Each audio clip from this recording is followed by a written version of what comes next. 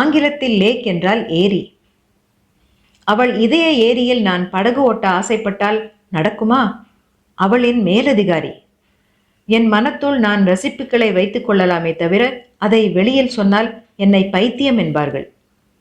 ஊமையின் கனவாக, குருடனின் லட்சியமாக என் கற்பனைகள் என்னுள் விரிந்தன. அவை எனக்கு மட்டுமே சொந்தம். அவள் அடிக்கடி என்னை அழைத்து ஆபீஸ் சம்பந்தமாக பேசியபோது அவளுடன் நான் என்னென்னவோ பேசினேன், மனத்தில்தான். அவள் பேசும் ஒவ்வொரு பேச்சும் எனக்காகவே பேசுவதாக எண்ணுகிறேன். அவள் செயல் ஒவ்வொன்றும் என் அன்புக்கு அவள் காட்டும் பதில் அன்பு என்று என்னுள் நினைத்து சிரிக்கிறேன். அன்றொரு நாள் ஆபீஸில் நுழைகிறேன். மனமே சரியில்லை. தினம் தினம் ஒரு பூவை எனக்கு தருகிற ரோஜா அன்று ஏன் வெறுமையுடன் நின்றது?